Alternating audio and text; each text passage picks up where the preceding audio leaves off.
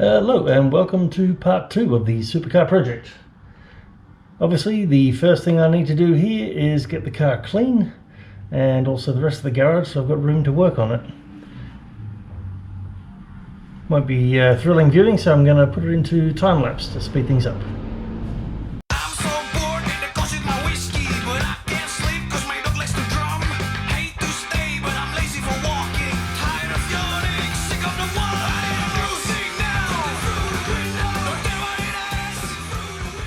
You may have noticed the garage is a bit narrow for this sort of work, but what I plan to do is use the go jacks to move the car from the left to the right and vice versa as I need to work on it.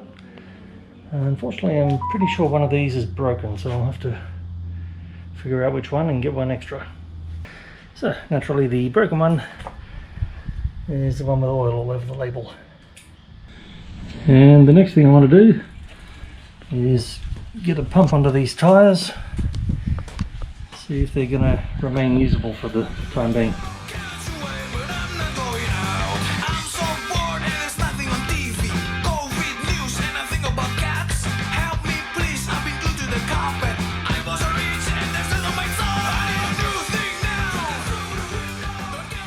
Okay, that was a pleasant surprise. They're actually all pumped up and they all seem to be holding here. I can't hear any hissing anyway. We'll see how it goes tomorrow. The tyres on the front are probably very old. They're what was on the wheels when I bought them in Japan. So they're 265/30s. Indo radial. Oh, there you go. The rear ones I put on here, in Australia that is. So they're newer, but they're still 8 years old. These are 305/30 Falcons, which would have been chosen entirely on price. Of course, even though they're basically new, having sat for 8 years, I don't think they'll be any good on the road. So when I finally do finish the car, I'm going to need a new set of tyres anyway. Anyway, now that I've got air in the tyres, next thing to do will be push it back a little bit so I can work in here with the front door closed.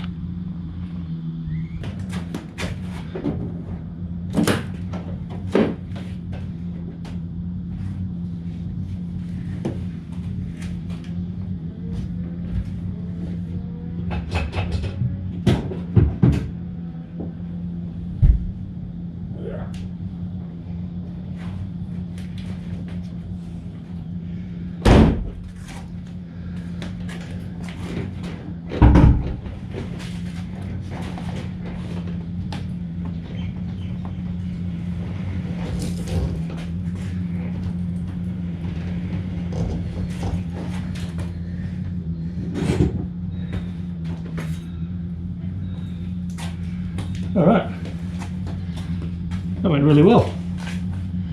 I had the handbrake on, so I was afraid it would be seized, but that'll do. So having done that, you can get a little bit better look at how the car looks.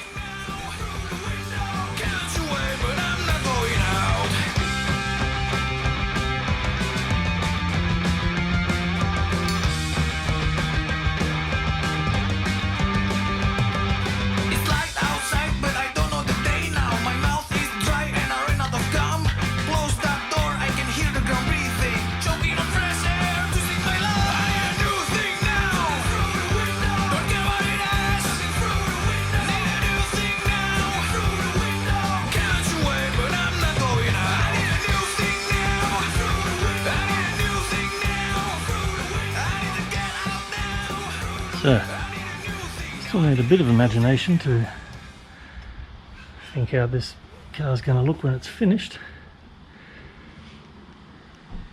But if nothing else, it's going to be eye-catching. And just for giggles, let's see how things are looking in the engine bay after all these years. Alright, there she is. Complete with aftermarket 1.1 bar radiator cap for some reason. Everything else is pretty stock, apart from those hoses, of course. And the battery is almost certainly carked it. I've already put about 3 batteries in this thing while I was moving it around in the early days. And I put another one in just to get it into this garage. Down here it's got a fairly typical aftermarket intercooler, which really isn't all that much bigger than the factory one, to be honest, but it can stay there. And looking at this engine bay, you can see why it was pretty much the downfall of this car. There is so much crap just jammed in here, so there's absolutely no way you can work on anything without removing quite a lot of stuff first. The other big problem is that because there's no airflow around everything in here, everything gets too hot.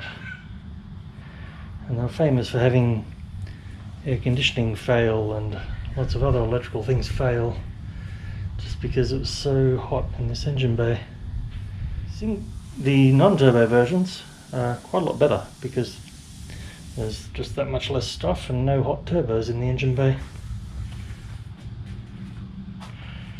It's really incredible when you see an LS1 put in one of these. It looks tiny because the VG30 is a really big motor. 60-degree V6, I think, with huge twin cam heads. And when you go to upgrade the turbos on one of these, you soon discover there's no room. So people usually put on bigger T25 turbos, such as 2530s or 2540s. But without doing some serious work, that was about the best you could hope for. Really seems like that should go to there, doesn't it? Not sure what happened there. This, from memory, is part of the four-wheel steering. Yet another thing that they put on these, which they didn't particularly need. But most people agree they drive better without the four-wheel steering. At least the fuel filter's easy to get to. And the battery. And naturally someone has put a electronic boost bleed. That's a GFB reactor with the presumably the bleed line going to nowhere. Car was actually running when I parked it here, but that was 8 years ago. And it has had a timing belt done. Was it? So 90,000 Ks? I think so. In, let's say 10 of the year, so that'd make it 1998 that it had a timing belt done. Not so bad. Only 26 years. Should be good to go. And here's a bit of a surprise, the struts still work on the hatch.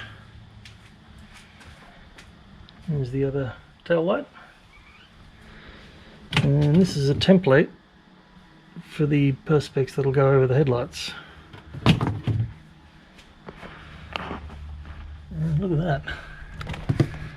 That is the ABS, which they ran out of room for in the front, I guess, and put in the back.